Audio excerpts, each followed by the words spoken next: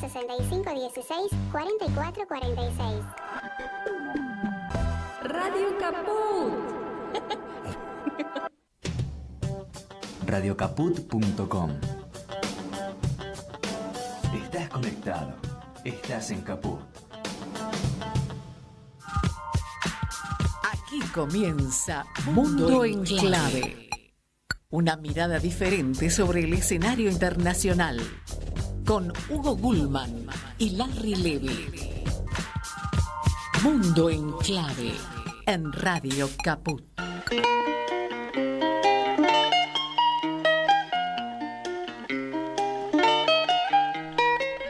Hola, hola, hola, buen día, ¿cómo va? Aquí estamos. Este es otro encuentro de Mundo en Clave desde Radio Caput, con la promesa de ser luego retransmitido a través de otras radios. Por ejemplo, la radio pública, los medios públicos, porque por televisión también van a poder verlo, de Marcos Paz, otra por la que lo transmitimos también por radio y tele, es por RPD Radio, en la provincia de Misiones, en la localidad de Oberá, y por Radio Pista Urbana, otro de los medios por los que sale, y muy pronto por otras radios más que ya les iremos contando.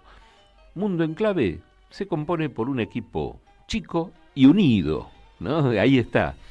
¿Cómo va? Lucas Loza en los controles, como siempre, y también los que están a través de YouTube, además de ver un invitado, que muchos seguramente lo estarán reconociendo también, está mi compañero y amigo Larry Levy. ¿Cómo le va, señor Hugo Gulman? ¿Qué dice usted? ¿Cómo lo trata el clima? Aquí estamos, contentos con varias cosas. Bueno, un poco se está yendo el frío, ¿no? Por lo menos por unos días nos prometen. Usted pero es además, muy optimista, no se fue, está pero todavía. además algo irrefutable donde deben ser muy pocos los que no están contentos con esto, la aparición del nieto 140. Ah, eso es ¿no? importantísimo. Con lo cual me parece que es algo a destacar. No profundizamos en ese tema, no es la idea del programa. Nuestro programa se dedica a temas de geopolítica, tratamos de conversar en cada edición, profundizar en un país, en una región, en un conflicto, en un problema que atraviese a varios países, como puede ser el hambre, puede ser las migraciones, puede ser otros temas, ¿no? Comunes a todos, las deudas. Y hoy es un programa particular, Larry, porque hoy no hablamos de un país, no hablamos de un conflicto, en realidad hablamos de varios países juntos, ¿no? Pequeños. Pequeños, ¿no? Donde vamos a confundir un poco con la música porque vamos a pasar música a lo largo del programa de 3 países diferentes, ¿no? Y podríamos empezar por acá.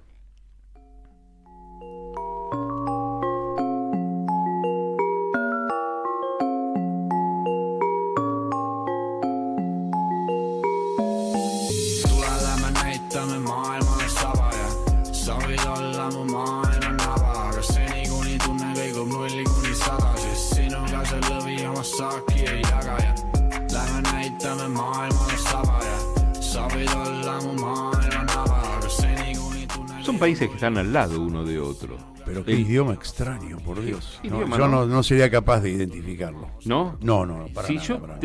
yo te podría dar una ayudita, tengo que hablar de 3 cosas diferentes. A Si ver. te dijera, por ejemplo, que uno de esos 3 países es el primer país del mundo donde hubo voto electrónico, por ejemplo. Epa. En el año 2005. Ujú. ¿No? Y esto ya es mucha ayuda, ¿no? Porque los informados sí van a detectar de qué se trata, pero es el primer país cuyos investigadores crearon Skype.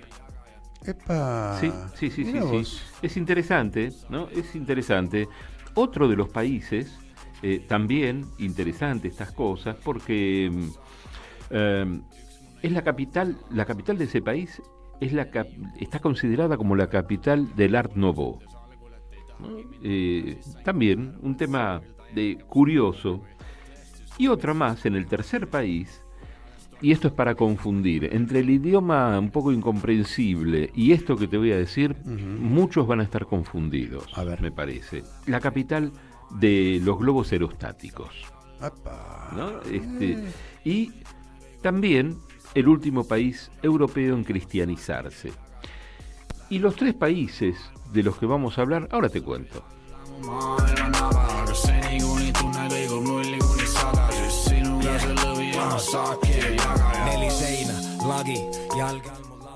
Los 3 países de los que vamos a hablar tienen capitales que han sido declaradas como Patrimonio de la Humanidad por la UNESCO. Qué interesante. Bueno, ya me estoy ubicando más o menos, ¿sí?, por dónde puede andar la cosa, ¿sí? A mí, si me dijeran todo esto, no entendería nada. Hay algo con todo lo que diste como huella ahí que se puede deducir. Bueno, pero te cuento, lo dijimos y lo seguimos sosteniendo. Hoy estamos transitando una etapa oscura en el devenir histórico del mundo.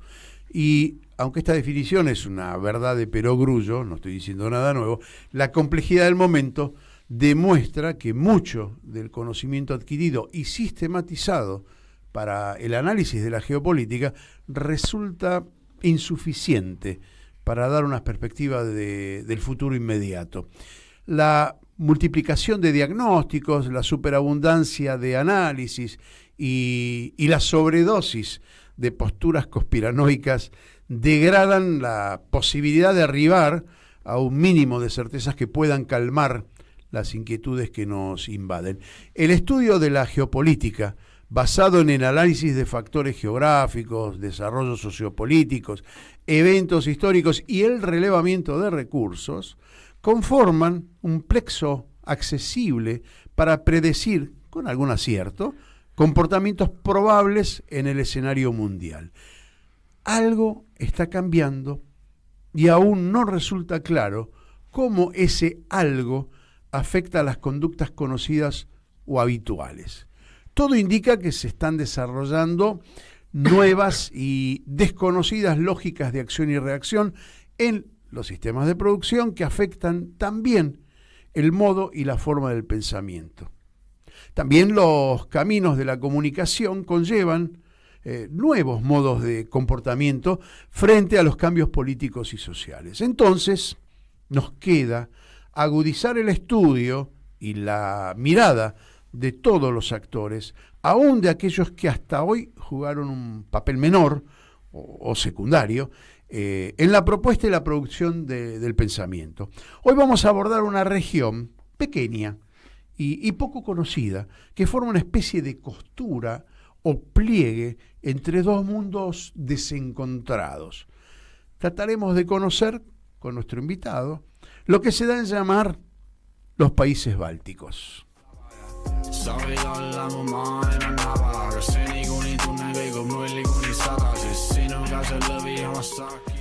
Para completar un poquito, esta música es de Estonia. Ajá. Después iremos con música ¿Me dejas de aclarar otros una países? sola cosa? Totalmente, sí. Los países bálticos en general, cuando se estudia como tal, como geopolítica, seguramente nuestro invitado lo va a especificar mucho mejor que nosotros, se toma Estonia, Letonia y Lituania. Pero no dejan de tener una pequeña salida hacia el mar Báltico, Finlandia, no pequeña, en el caso de Finlandia es bastante grande, Finlandia y Polonia. También Rusia, pero digamos que podemos incorporar con algún datito adicional comparativo Lituania y Polonia, Finlandia y Polonia. Pero básicamente son Estonia, Letonia y Lituania.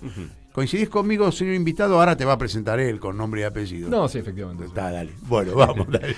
Bueno, recibimos se trata el permiso oficial, dale. Se trata de Francisco Tayana, que es historiador, sinólogo, analista geopolítico, magíster en Oxford y en Pekín, profesor de la UNCI, y ha escrito 2 libros. Es autor de Julio Argentino Roca, un lugar incómodo en el pensamiento nacional, y Argentina, China y el mundo.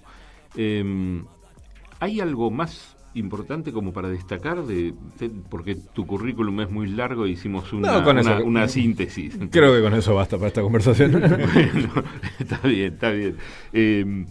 Algunas otras veces hemos conversado sobre China, sobre estos países no lo hemos hecho nunca, y son muy interesantes. Y siempre empezamos con cómo están, y es muy difícil pensar esta pregunta en este momento porque Son 3 países diferentes con distintas características, aunque tienen mucho en común, ¿no? Efectivamente, me parece que lo primero que hay que señalar es la diferencia lingüística que existe. Ahí el país más raro de los 3, el país que está en algún punto más incómodo agrupado en la categoría de los bálticos, es justamente Estonia, que tiene una diferencia lingüística absoluta con sus vecinos. De hecho, bueno, el estonio que lo escuchábamos y suena tan raro es porque el estonio lingüísticamente está relacionado con el finlandés. Y esos son de las pocas lenguas pre-indoeuropeas que todavía sobreviven en Europa. El otro gran caso es el vasco. O sea, dos familias lingüísticas totalmente independientes y distintas del resto de los idiomas que vinieron después en Europa con la invasión de los indoeuropeos. Y la invasión de los indoeuropeos es una cosa muy importante que sucedió hace mucho tiempo, pero por las dudas me parece que vale la pena profundizar porque realmente es como un punto bisagra en la historia de varias partes del mundo, ¿no?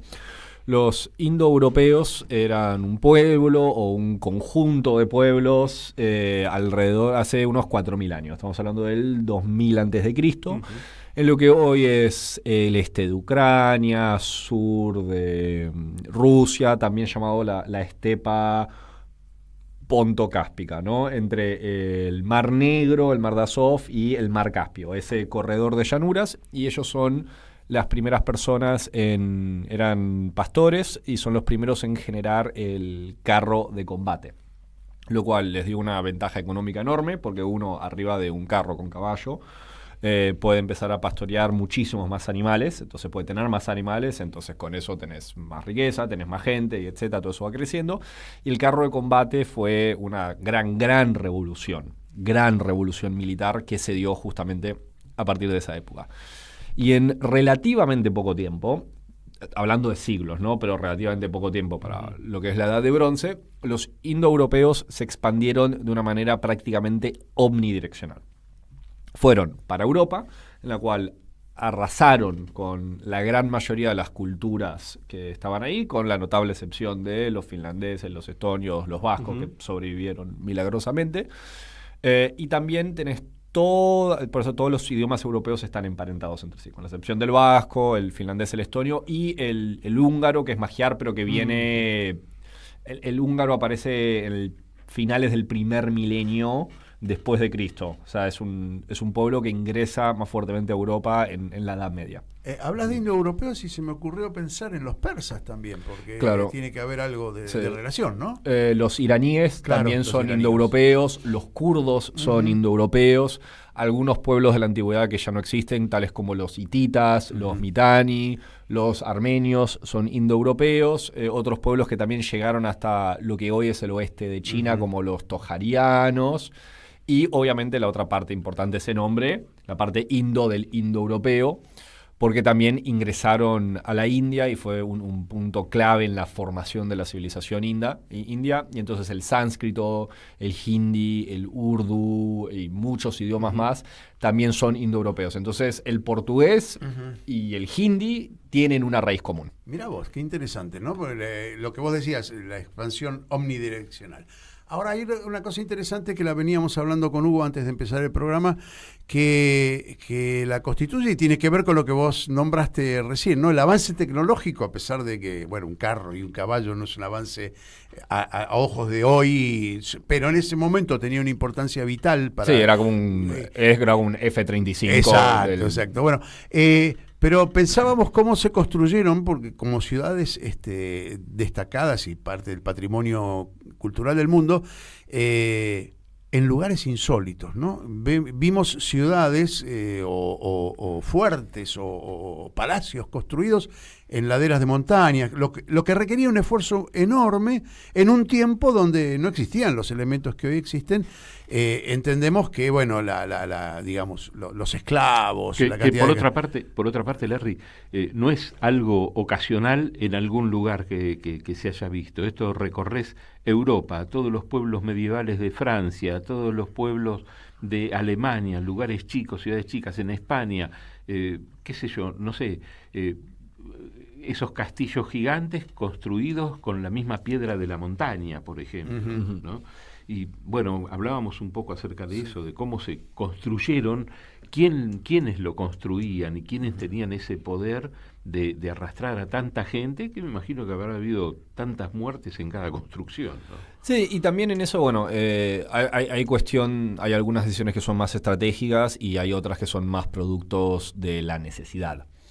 Entonces, y todas las formas de urbanismo terminan reflejando distintas realidades políticas, económicas y geopolíticas. Eso es una observación maravillosa, porque viene a cuento de lo que yo te iba a preguntar ahora. ¿Cuál es la importancia geopolítica de esos pueblos que hoy están, digamos, en un segundo plano, pero en algún momento, y como con todo lo que vos contás histórico, tienen que haber sido un poco la avanzada del mundo, ¿no? Como cada imperio, ¿no? Ha tenido su desarrollo, su cenit, digamos, su gloria, y después la decadencia. Hoy los pueblos del Báltico no ocupan un lugar importantísimo, pero históricamente tienen una influencia que no es despreciable, ¿no? Eso es efectivamente cierto. Lo que hoy no ocupa en un lugar, te lo relativizaré. O sea, depende de... Dale, eso está bueno. A ver, depende de en qué plano uno lo ponga. A ver, Lituania, Letonia y Estonia están entre las grandes potencias del mundo, son de los países más importantes del mundo. No, fundamentalmente no, son países pequeños, con economías pequeñas. Ahora son el frente de batalla potencial entre Rusia y la OTAN. Es lo que yo decía. Entonces, la costura entre dos... Claro, o sea, es una bisagra muy importante donde se puede jugar mucho del futuro de la humanidad, posiblemente. Tengo una duda. ¿El Nord Stream 2 no pasa por uno de esos países? Entiendo que pasa directo por el... No, claro, no, el anterior creo que atravesaba alguno. Claro, no. Sí, bueno, a ver, hablaste de la economía. Yo después voy a dar algunos datos que pude recabar, y por eso yo incorporé un poco Finlandia y un poco Polonia, porque también tienen influencia en la zona y tienen datos que nos pueden servir, y un poco Rusia, ¿no? También, porque está ahí. Hay un pequeño pedacito entre Polonia y Estonia que es también un territorio ruso, que es como, qué sé yo, ¿viste? Es decir, si lo tengo que traducir al criollo, es un grano en el medio de una zona pudenda, ¿no? Porque está ahí. No, y es un área bastante clave, pero también me gustaría volver un poco atrás también para ir generando el contexto de esto. Y la zona que acabas de describir, que es, digamos, donde está la ciudad de Kaliningrado, la antigua Königsberg, donde vivió Manuel Kant, etcétera, también era parte de ese mundo báltico en tanto lingüístico, porque, a ver, si bien el estonio no tiene nada que ver con los idiomas indoeuropeos, el lituano, el latvio sí. De hecho, se considera que el lituano posiblemente es uno de los herederos más directos de lo que los lingüistas han llamado el idioma proto-indoeuropeo. Es decir, el idioma indoeuropeo original, que después dio lugar a todo el resto de los idiomas. Y han habido reconstrucciones lingüísticas y hay cosas que el lituano comparte con ese idioma original proto-indoeuropeo. Estos dos son parte de lo que se llaman los idiomas bálticos orientales, y antiguamente también existían los idiomas bálticos occidentales.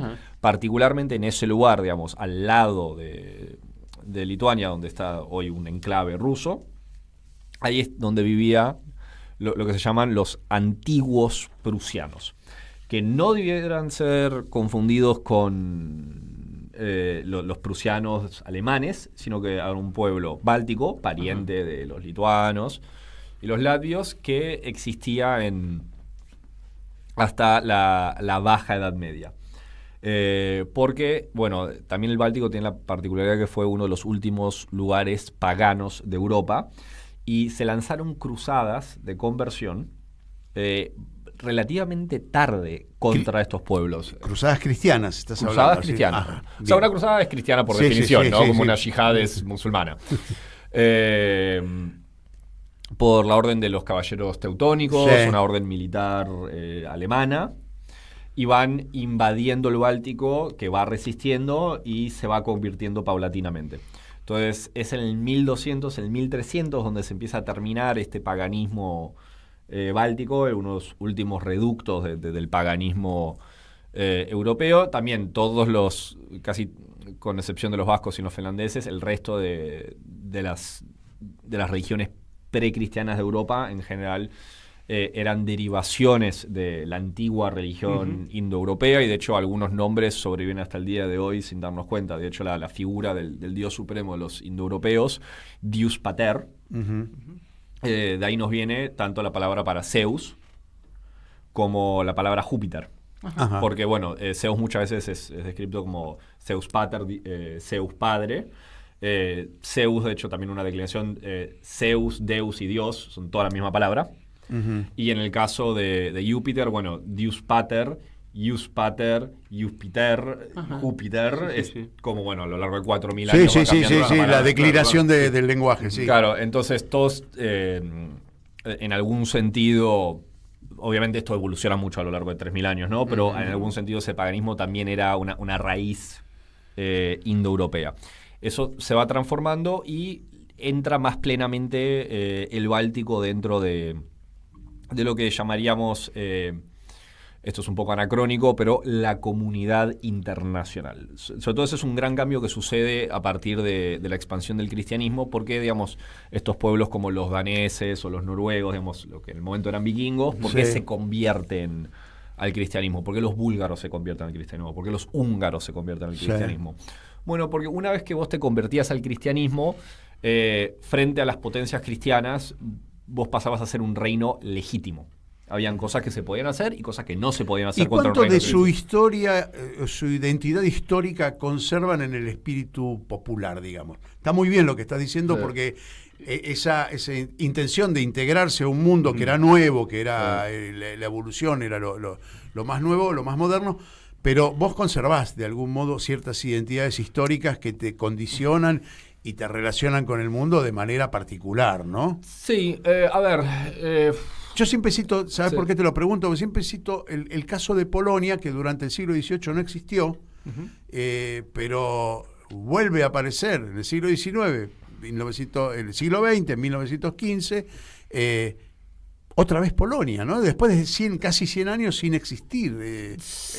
Hay una identidad muy fuerte ahí. Sí, a ver, bueno, justo en el caso de Polonia también pasa algo interesante que también pasó con Finlandia, que es, estamos hablando de, digamos, el 1700, el 1800, no son exactamente los estados-nación como los concebimos hoy, y en general también las monarquías de esa época solían ser cosas bastante complejas llamadas monarquías compuestas.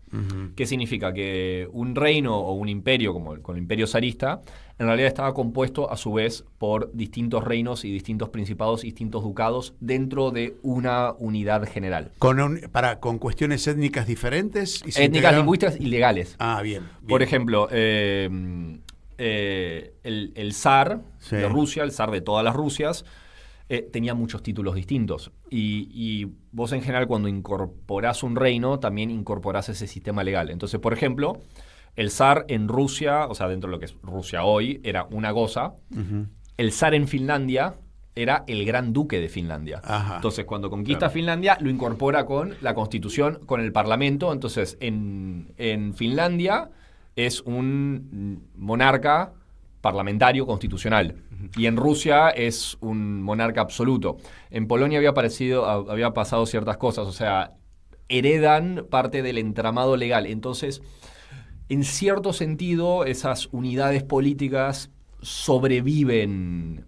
Claro. Un poco como pasó con la Unión Soviética, que tenías muchas repúblicas y después se parten esas mismas repúblicas. Sí. Entonces, o sea, Ucrania existía dentro de la Unión Soviética, sí, no como un país independiente, pero tenía una entidad estatal. Claro. Y en caso de no aceptar o no correrse de religión, de no convertirse, ¿había riesgo de ser agredidos o de pasar a ser enemigos en cierto aspecto o no? Bueno, sí, de hecho, o sea, el motivo por el cual estos países bálticos se convierten es por expediciones militares de los cruzados, religiosas, claro. O sea, fueron a hacer la guerra hasta que cambien de opinión, esencialmente.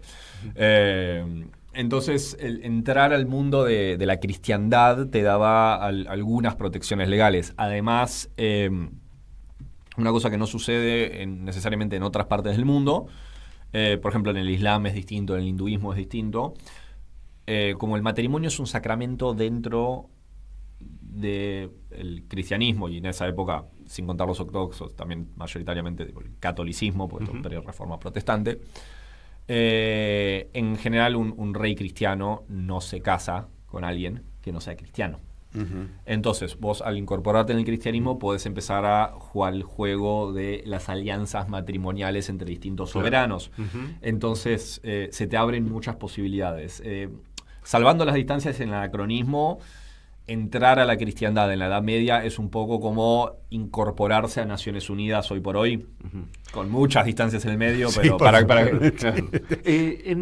En el bloque siguiente, con más tiempo, ahora ya en unos poquitos minutos tenemos que ir a una pausa, vamos a hablar del vínculo de estos países con las grandes potencias, con Rusia, en este caso formando parte de la OTAN, con Estados Unidos, la dependencia con Estados Unidos, con China, que vos conocés también, ¿no? Pero sí me interesa saber, porque siempre los tres países, Estonia, Letonia, Lituania, se los considera como un bloque, pero ¿es todo lo mismo cuando se habla de la relación con esos países? ¿Es con los tres igual? ¿Se diferencian de alguna manera? ¿Hay alguno que se destaca por poderío más que otros? Todo depende de las comparaciones. Siempre depende de qué punto partamos. O sea, qué sé yo. Podemos hablar mucho de las diferencias entre porteños y cordobeses o salteños y santacruceños. Si comparás a cualquiera de esos cuatro entre sí con un coreano, la diferencia, todos tienen una idiosincrasia argentina y esas diferencias desaparecen. O sea, si nos ponemos, si hacemos zoom dentro de lo que son los bálticos, sí, son bastante distintos. Diría el más distinto es Estonia, que tiene otro idioma completamente distinto. Estonia siempre tuvo más relación con el mundo nórdico, fueron conquistados por los suecos durante mucho tiempo, se reflejan un poco en Finlandia, como que tienen una identidad un poco más separada. Mientras que los otros dos son más como, si se me permite decir, más como cultural y lingüísticamente bálticos. Los otros son un poco distintos. Bueno, y hay diferencias en la economía, que yo tengo acá algunos datos que los damos después de la pausa. No sé si querés dejar alguna pregunta abierta. No, yo quiero empezar el segundo bloque con algunos datos para después desarrollarlos con él. Dale. Entonces, ¿te parece, Luquita? Vamos a la pausa. Enseguida volvemos con más Mundo en Clave. Siempre en Caput. Percanta que me amuraste en lo mejor de mi vida. Basta, deja de cantar. Me fui a escuchar Radio Caput, no te amuré nada. Radio Caput.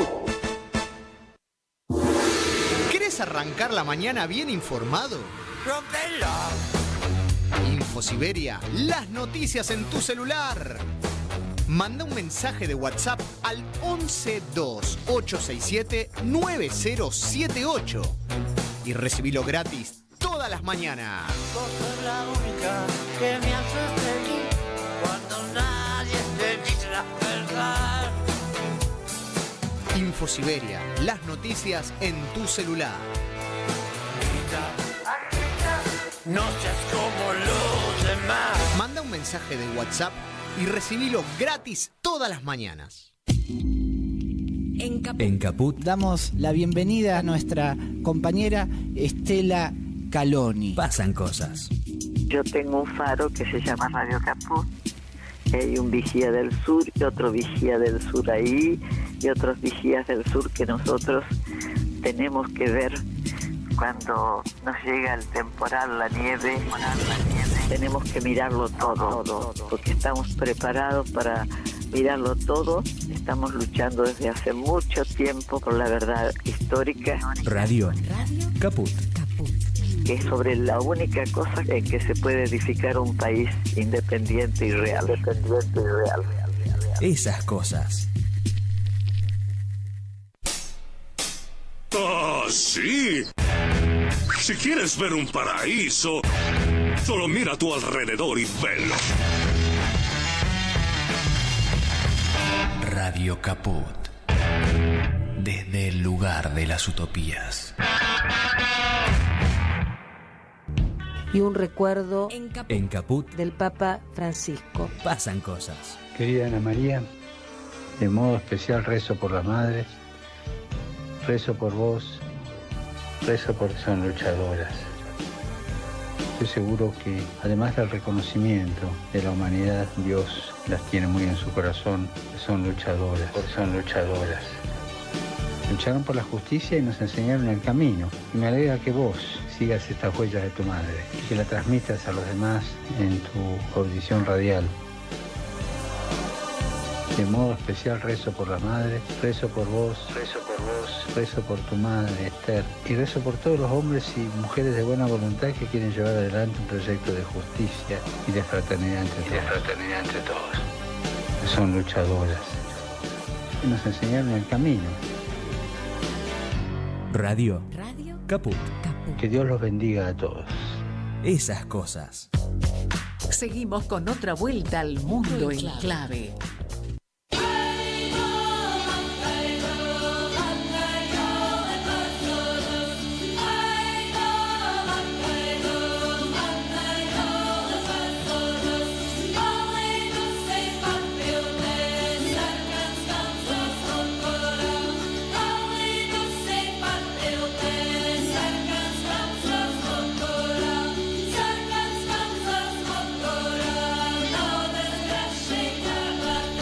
Esto es muy curioso porque esta música es de Letonia y Letonia tiene una enorme presencia de las gaitas, además de otros instrumentos, algunos muy originales. Hay uno que me lo voy a...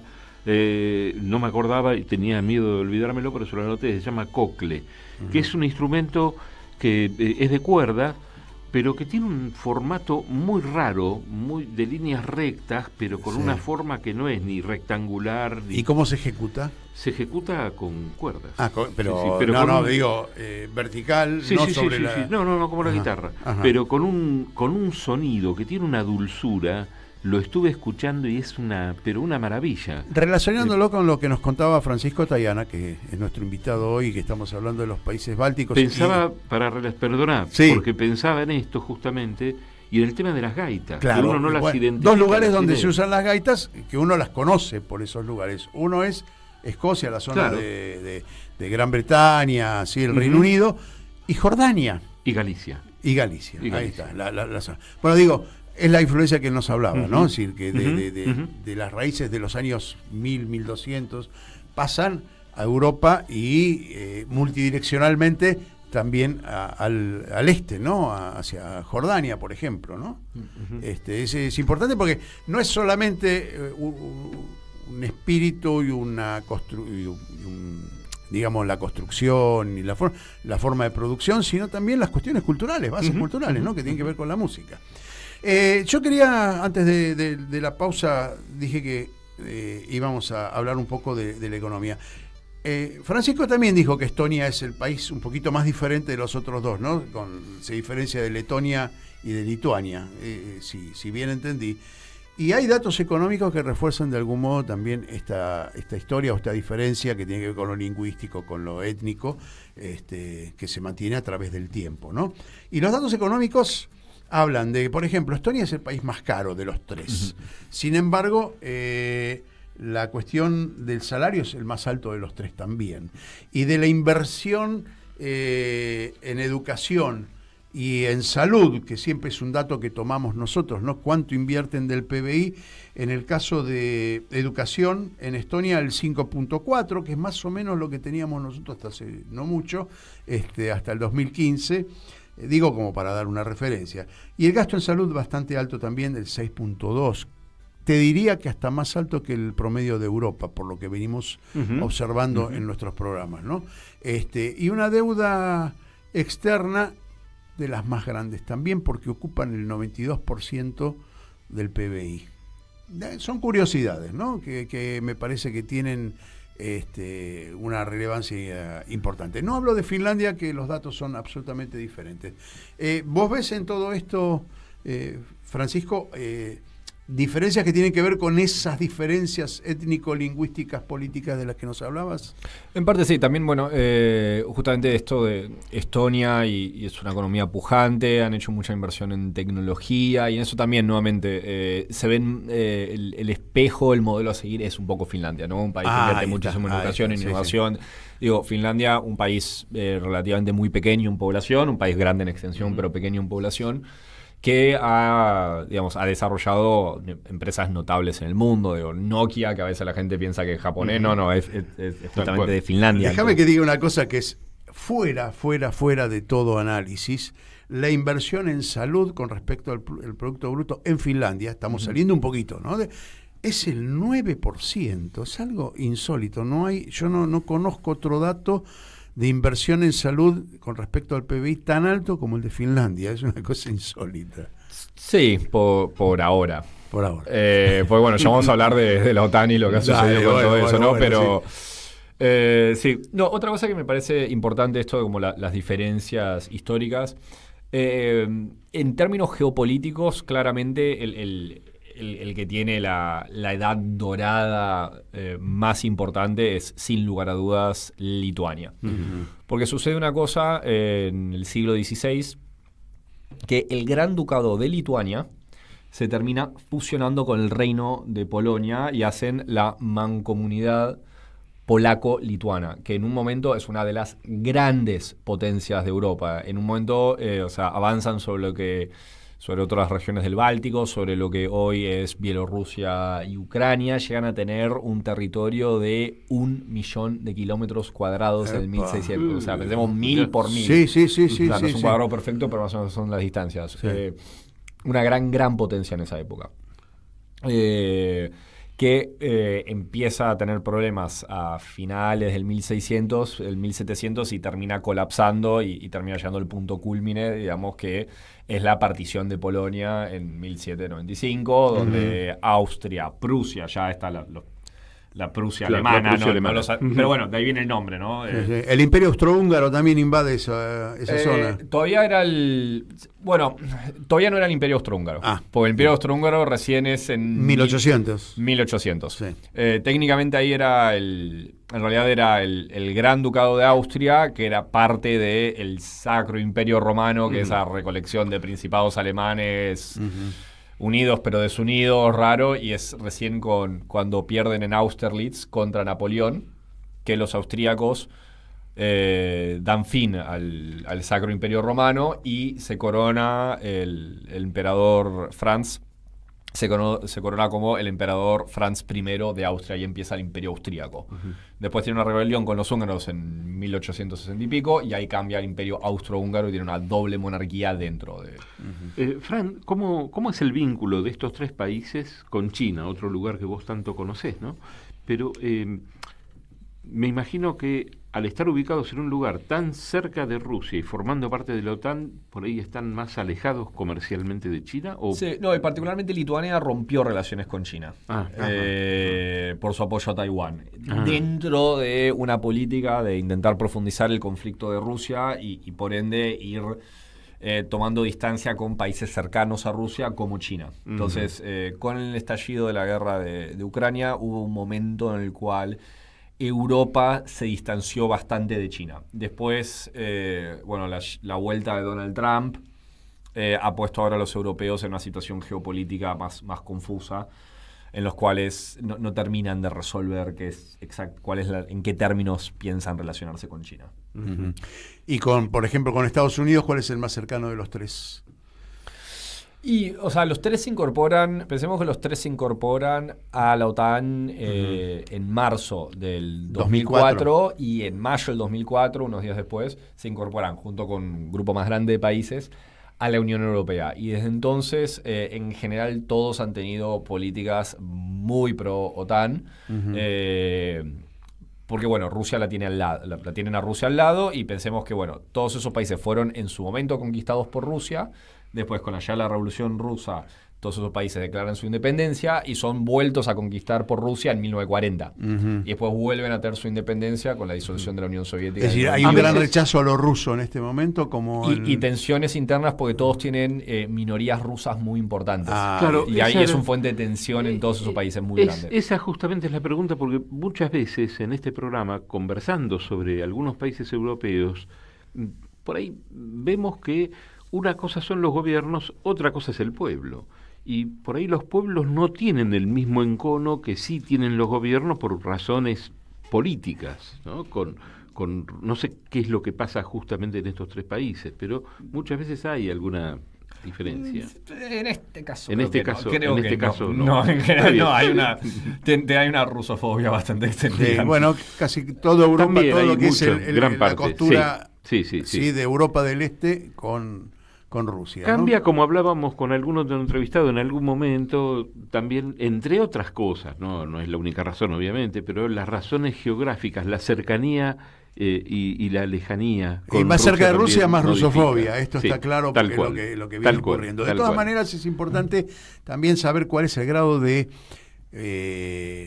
mayoría de edad, digo, ¿no? De madurez con respecto a la política. Porque una cosa es estar en un lugar donde estás de alguna manera obligado a determinados consensos con tus vecinos, y otro, lo que decía Hugo por ahí, que conserva dentro de sí una relación, digamos, o con Rusia o con China o con alguno de esos contrapoderes del mundo que se están presentando hoy, la multipolaridad, y digan, bueno, a mí me gusta la OTAN porque estoy dentro de la OTAN, pero no es un amor ciego. ¿Vos ves alguna diferencia en estos tres países? Bueno, en general también, cuanto más uno se va al este, más pro-OTAN se vuelven esos países. Sí, ¿no? claro. No todos necesariamente, pero sí. O sea, los que están cada vez más cerca de Rusia son cada vez más pro-OTAN en general. Sí. También son países en general más chicos y más pobres. Sí. Que... Bueno, pobre en sentido que tienen economías más chicas, más no necesariamente chicas, per cápita, sí, ¿no? Sí, pero sí. no sé, Francia es un país que se puede dar otras libertades en su relación con la OTAN y en su relación con Rusia, porque para que Rusia sea un peligro para Francia, tiene que conquistar 12 países antes y no va a llegar, y los franceses lo saben, y los franceses tienen armas nucleares. Entonces, Francia ha tenido una relación más ambivalente. ¿Vos ves a Rusia con intereses de conquistar territorio hacia el este, hacia el oeste? Bueno, lo están haciendo en este momento. ¿Con qué? ¿Con Ucrania decís? Sí, bueno, ya van 20% del territorio. Claro, lo que pasa es que ellos consideran que Ucrania es parte de Rusia histórica, del Rus, ¿no? En Kiev nace de algún modo la madre patria rusa. Esa es y aparte es una forma de parar a la OTAN. Yo lo miro desde ese punto de vista. Sin dudas, pero no le veo intenciones de mayor o mayores apetencias imperiales, digamos, ¿no? Bueno, a ver, ellos pueden considerar Ucrania parte de Rusia histórico, pero también cuando Ucrania declara su independencia, ellos lo reconocen como un país independiente. Entonces, ahora están desdiciendo lo que habían dicho. No sé si lo que están diciendo o están diciendo, bueno, no queremos la OTAN ahí tan cerquita también. Al revés también podemos mirarlo. Sin duda, yo no creo que el territorio ocupado por Rusia en esta guerra vaya a ser devuelto, a menos que Rusia colapse. Por lo menos dos territorios no, que son los del Donbass, sí, que ellos consideran que por población y les pertenecen. Sí, bueno, igual después de toda esta inversión y todo este esfuerzo de guerra, o sea, geopolíticamente, lo que desde un punto de vista estratégico, no moral ni legal, Rusia tiene un problema, que es que las fronteras de Rusia actuales son casi imposibles de defender, porque estamos hablando de casi 3.000 kilómetros desde el Báltico hasta el Caspio. Fue realmente solo durante el periodo soviético que Rusia logró sus objetivos geopolíticos, que es o sea, Rusia es un país que esencialmente no tiene fronteras, entonces tiene que anclarse geográficamente en ciertos lugares. Entonces, como Rusia, vos lo que tenés que hacer en términos estratégicos es te anclás en los Cáucasos, que eso ya está, y avanzás hacia el oeste, donde Europa se va volviendo cada vez más finita. Idealmente tenés que llegar a los montes Cárpatos y el Mar Negro, que lo que ellos tenían con el oeste de Ucrania y lo que actualmente es Moldavia, y ahí tenés 200 kilómetros entre las montañas y el Mar Negro, y esa frontera la puedes defender, y avanzar todo lo que puedas al oeste y anclarte entre los montes Cárpato, pero la parte norte, y el Báltico, que ahí tenés unos 800 kilómetros. Ahí es donde, estamos analizando hoy, ¿qué es lo que ves en el Báltico que le puede interesar a Rusia de un lado y al oeste por el otro, a la OTAN y a Europa, o a la Unión Europea, y que les permita a los países bálticos, de alguna manera, no digo jugar, pero ser un elemento de peso, que les permita a ellos desarrollarse también? A ver, ahí depende en qué plazos estemos hablando, porque... en geopolítica hablamos de cientos de años, así no, que claro, tranquilos. Lo que han, no lo vamos a vivir nosotros. A ver, lo que han logrado por ahora los bálticos con su independencia y entrando a la OTAN es ponerse en la mira de Rusia absolutamente. O sea, para Rusia, que los 3 países del Báltico que están muy cerca de lugares absolutamente estratégicos, es un desastre. Es un desastre. Es geopolíticamente inaceptable. O sea... qué sé yo, si me pones nuevamente, no de un punto de vista moral, si me sentás, Francisco, ahora estás en el Kremlin, ¿qué es lo que tendrías que hacer geopolíticamente? Bueno, o sea, esos 3 países en la NATO no pueden estar. Porque pensá que antes la frontera que tenía la Unión Soviética con las tropas de la NATO, estamos hablando más de 1000 kilómetros. Y hoy lo tienen a 600. O sea, tienen frontera, entonces lo tienen al lado y están a...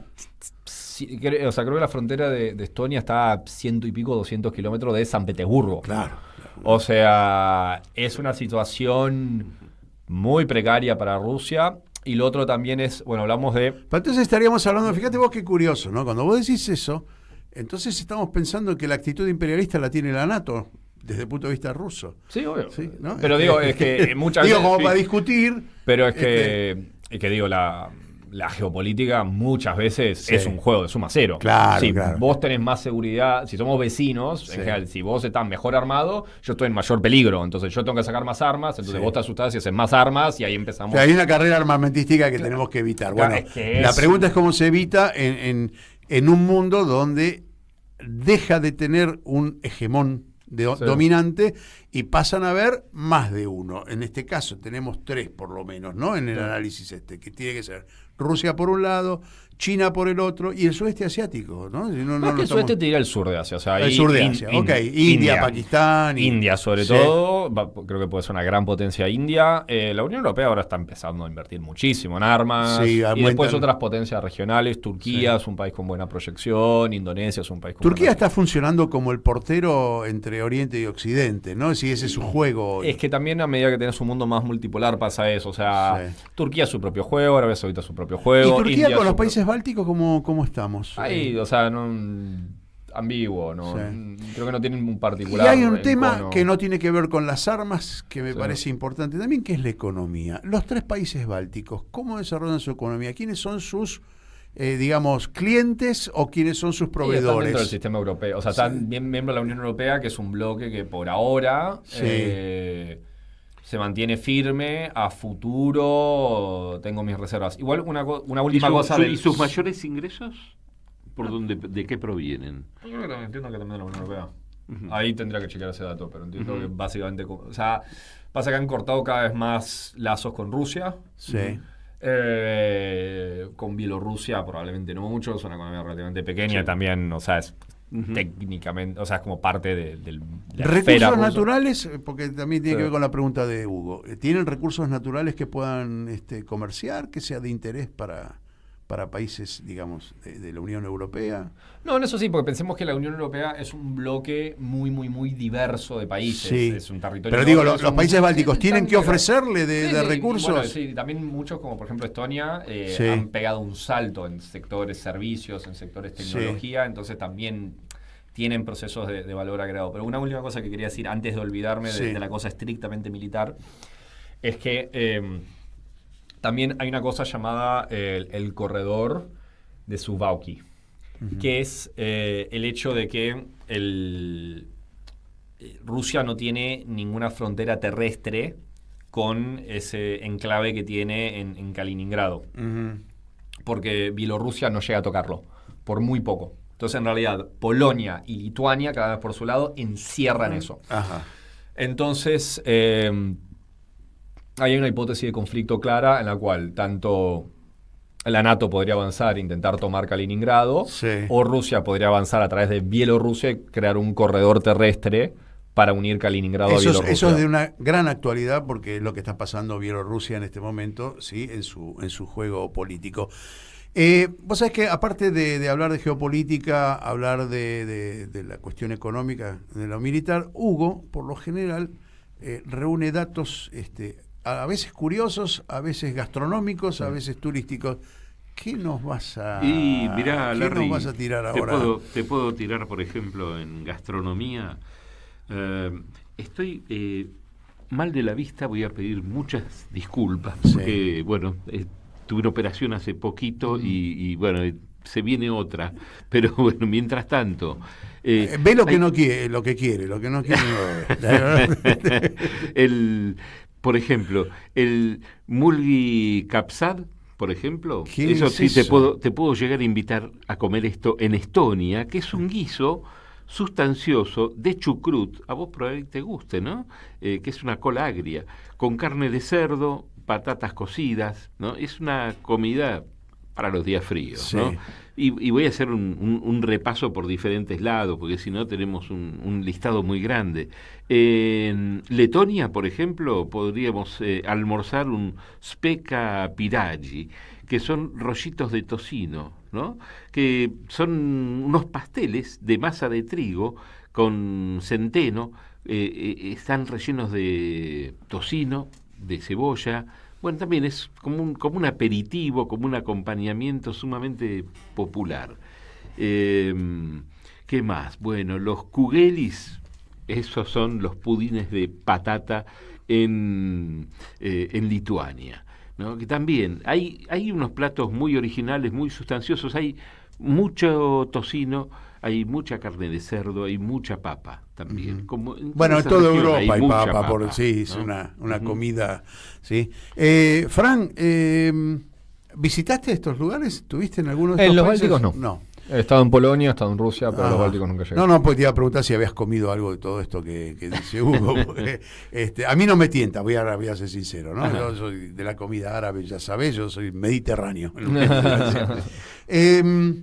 Si tuvieses que establecer, Frank, ahora una mirada a futuro de la importancia geopolítica de estos tres países, podemos sumarle Finlandia si querés, podemos sumarle Polonia, no son ajenos unos de otros. Te pregunto, ¿qué es lo que ves al futuro inmediato, digamos, de esto?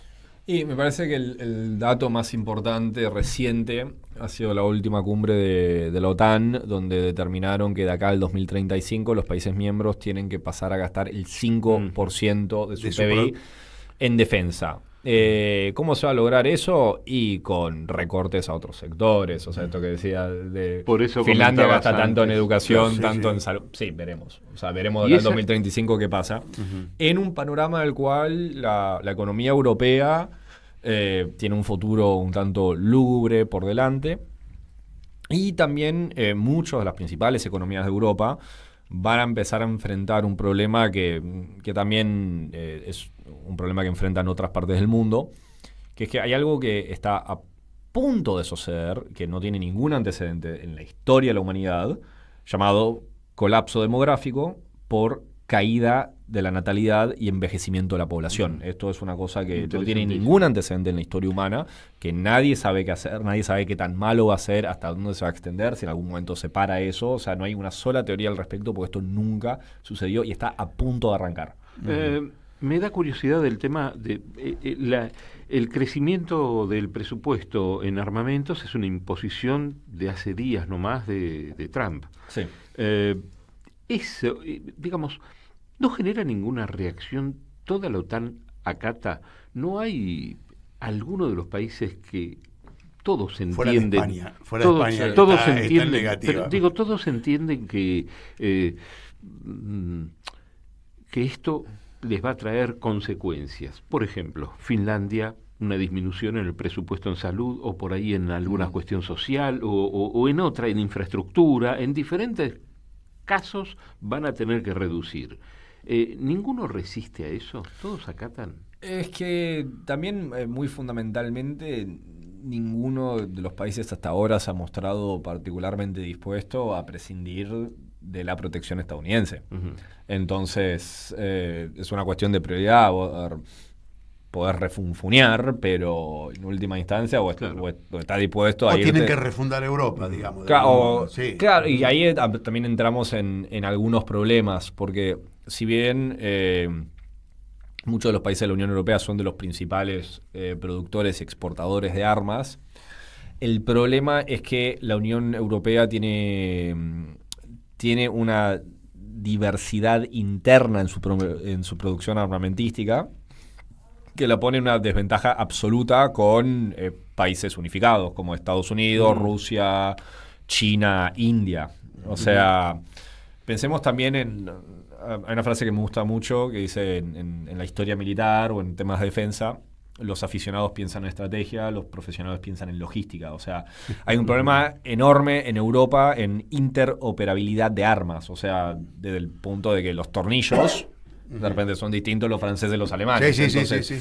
Y también a quién le provees las armas. Eso implica a quién le provees eso está pasando con Ucrania, ¿no? Es decir, que no pueden manejar las armas que le provee Alemania. Y también donde organizás un futuro lío, porque todo eso lo tenés que vender también, ¿no? Y hay que reponerlo luego. Si te parece, vamos a hacer 30 segunditos de música lituania para cumplir con los 3 países. Vamos con unos segunditos y vamos después a unas palabras finales de Fran.